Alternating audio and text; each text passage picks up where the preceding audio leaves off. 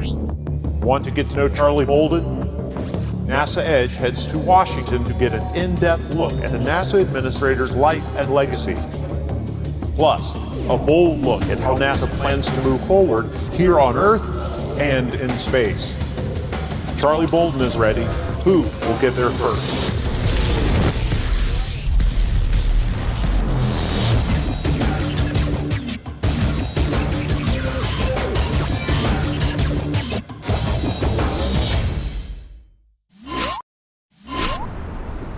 It is great to be back in the nation's capital. Beautiful day out. Yeah, nice sights to see. Hey, make sure you stay focused today. Oh yeah, of course. It's a standard. We got a lot of. We got quite a bit of work to do today, so. Oh yeah, I got it under wraps. Don't worry. No sightseeing. Now, why do you want to be a spoil sport? That's after we get the work done. So. Oh no, hang on. You got to stop. I got to get out. Right here? Oh, okay. I got some things I got to take care of. I'll catch up with you guys later. Can you open the door for us? Yeah, Go ahead. Safety first. Yeah. Think he'll make it past the gate? Nah, I doubt if he'll get past security. No. If I play my cards right, I'll beat him to the punch.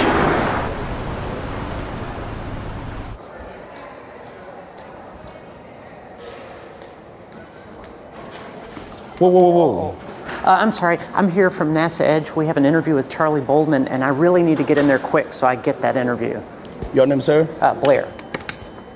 You need to come with me. Ow, that's quite a grip you got there. Is that legal? Yes, sir. Headquarters, Patrol 11. Charlie Bolden is ready for his interview with Chris. So, Charlie, I have a few dates from your past that I'd like to kind of see if you reflect upon. Okay. The first date I have is January 12th, 1986. I tell people a lot. It was a highlight in my life. Not quite like the birth of my son and daughter day. Right. Or my marriage day. But a very important day in my life because it was the beginning of a period that was absolutely incredibly high. It was STS 61C.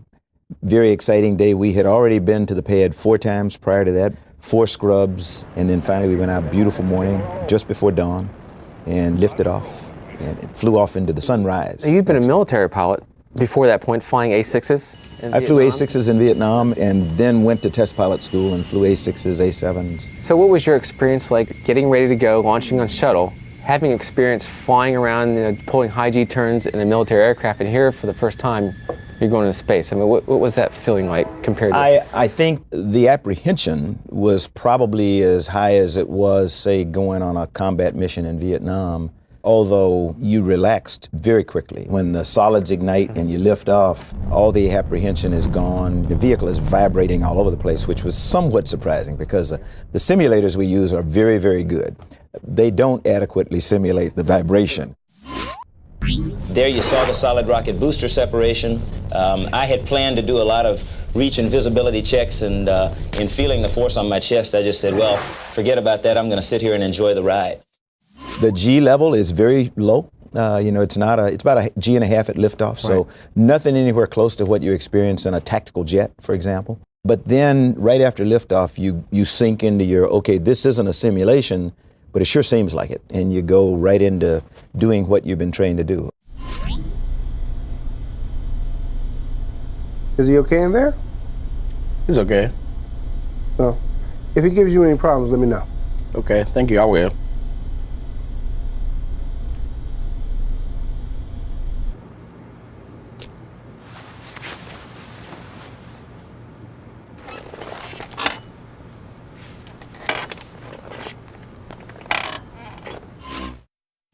Now let's move a little bit forward in time. This is 1994. Mm-hmm. February 11th, 1994. February 11th, 1994 was a date that I knew was coming, and in a way I dreaded it, because at the time, long before I flew, I had advised my crew that this would be my last flight. My wife, my family, and I had talked it over in the course of the training for STS-60, and we had decided that They had decided that I'd had enough fun, and that I should grow up and go off and do something productive. Right. And we made the decision after actually a serendipitous contact with the superintendent of the Naval Academy, who had called and asked if I would be interested in coming back to my alma mater. So I knew when I landed at KSC on that flight that that would be my last time getting out of a space shuttle, coming back from space.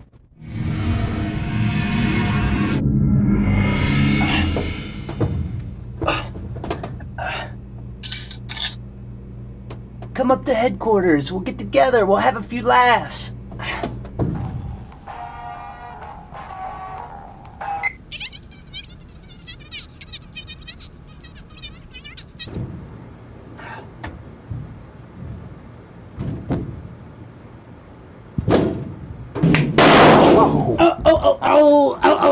Oh, I can't breathe. I can't breathe. Dude, you okay? Can you breathe? Yeah, I'm good. Okay, all right. Well, I'm going to get this interview with Gerstenmaier. I'll catch up with you later, okay? Gerstenmaier? Franklin. Tune in next week when Franklin interviews Bill Gerstenmaier on NASA Edge. July 17th, 2009. Let me think about that one. July 17th, 2000. Oh, July 17th, 2009 was the day I was sworn in as the administrator of NASA. How soon we forget, you know? Big day, to be quite honest. That's right. It was a very big day for my family. You know, my mom and dad weren't here in body, but they were here in spirit. But we had family from all over the place that had come to D.C., but it was a big day. We were here right down in the administrator's suite, and I was sworn in, and Lori was sworn in, and we took our places as the administrator and the deputy of NASA. Kind of scary, too, to be quite honest.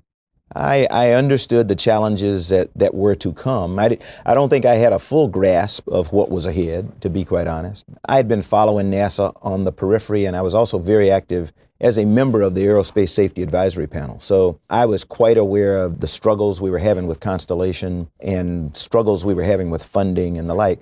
I just didn't anticipate what would happen within months of becoming the administrator. And how has being the NASA administrator been different than being a major general in the Marine Corps? Probably the biggest difference here in being in the Marine Corps, the responsibility, I think, is it's equivalent almost. Here, it is not acknowledged that you're responsible for your people and their families as much as it is in the Marine Corps. In the Marine Corps, it goes without saying that you and your spouse are responsible for the care and feeding of the 17,000 Marines in your command, and they're spread all over the world. So it's much more personal than it is here at headquarters. Here in NASA and this sector of government, it's actually frowned upon for a spouse to be involved in stuff. And so it was quite an adjustment for my wife, to be quite honest, to come into a leadership role for me and not be a part of it. And it doesn't have to be that way, but that's just kind of the way that this sector of government works. Come on in. Hey, Leland, I got a favor to ask you. Yeah, what's going on? Well, I'm supposed to interview Charlie Bolden, and Charlie Bolden? Yeah. Really? Yeah, and I can't find him, and I was wondering if you could tell me how I can get a hold of him. Okay, just walk out of this room and just follow the hall. There'll be neon signs saying Charlie Bolden's office. Oh, perfect. Now, is there anything I need to avoid, like taboo subjects, things I shouldn't? Charlie's taboos. Okay, don't touch his boots. Don't touch his boots. Okay, great. Thanks. Right, good luck. Appreciate it. And have one more date, probably the most important for the next generation of explorers, and that would be July 20th, 2069. Ooh, it's the anniversary, the 100th anniversary of landing on the moon, and hopefully on July 20th, 2069, we'll be looking back at humankind's first step on Mars. We will be well on our way to places even farther in the solar system. Technologically, I know we won't be at warp speed yet. Right. Although I could be surprised. That's true. You never know. My hope would be that we're thinking about how do we make that breakthrough to leave the solar system with human beings. I don't know whether it's going to be centuries away or decades away or years away, but I would hope by then, if we've done what we should have done as a stepping stone, to that date, that we'll be really seriously thinking about it. Will there be colonies, places? You would hope so. Out of necessity, for one thing, because Earth by then will have really been stressed. There'll be too many people for the planet, and so some of us will have to, at least temporarily or periodically live other places. Hopefully we will have come to our senses sometime back, many decades prior to that, and we will have understood the challenges of climate change, and we will have identified some of the things that we materially could do as humans to make the planet better. If we didn't, Earth may not be habitable. And so the species may be living on other planets out of absolute necessity because Earth is no longer habitable. Hey, drink the punch. Here, take the cup. Hey, take the cup. I don't think that's where we're going to be. I think we will come to our senses and we'll be smarter than that.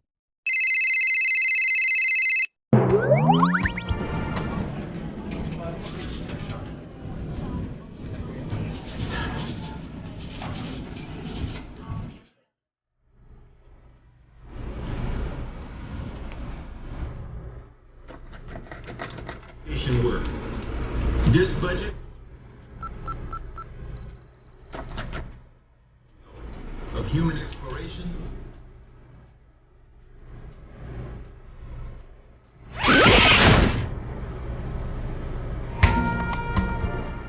So we kind of rewind back to the present day. Yeah. We're looking at this really bold new direction that we're going. Kind of takes us on a top level.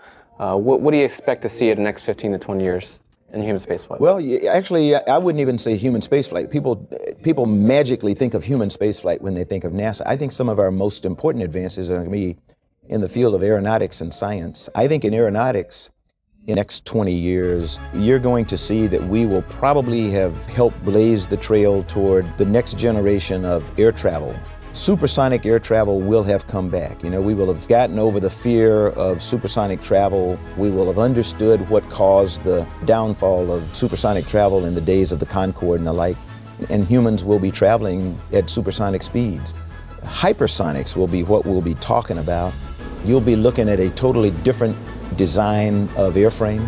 If you look at what industry and NASA are doing right now with blended body configurations, will be there. Next generation air traffic management system will be fully in effect. Pilots and controllers will no longer be intimately involved in every decision en route. Air traffic controllers on the ground will be monitoring the system because airplanes will be talking to themselves through a system called ADS-B, and they'll be maneuvering themselves in position to land at big airports. Fuel efficiency will be the way of life then. Then science discoveries I can't even imagine. In terms of human experience, human spaceflight, the commercial sector will have taken off. NASA will have very little to do with commercial spaceflight other than buying a service. We will have done our part in facilitating the success of the commercial industry.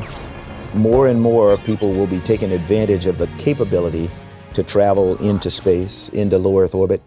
I think people will actually be starting to talk about commercial travel to the moon, commercial travel to other places. We won't be there yet. I could be surprised, but there are commercial entities right now who have designs on colonization of the moon. That's something that's not NASA's to do. We don't have a reason to do it. We have a reason to facilitate it.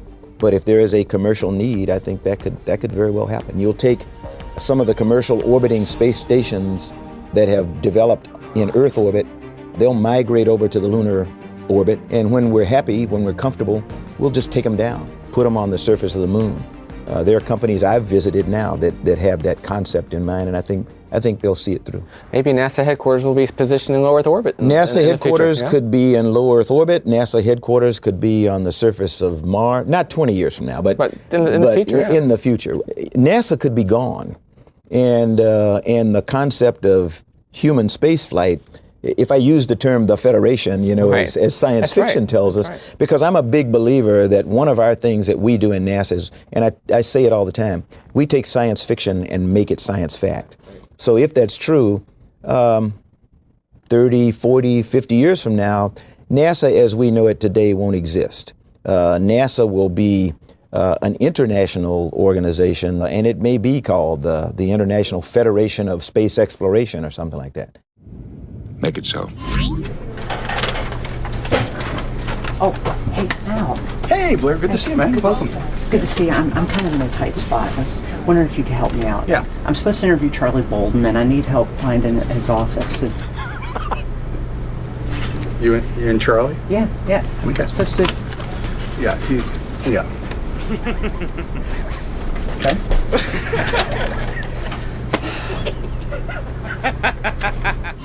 If you had a choice, would you rather be in an A6 flying around or landing the space shuttle?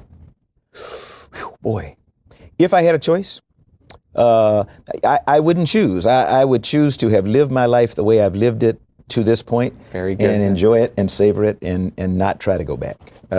I'd screw something up if I tried to go back. You know, I have 3 incredibly beautiful granddaughters who are 5, 9, and 11. And to satisfy something that I didn't do, I would not put my family as it exists today at risk to do that. Very good. Well, thank you so much, sir. No, thank you. And thanks very much for what you're doing. This is really exciting. Thank you. Thank you.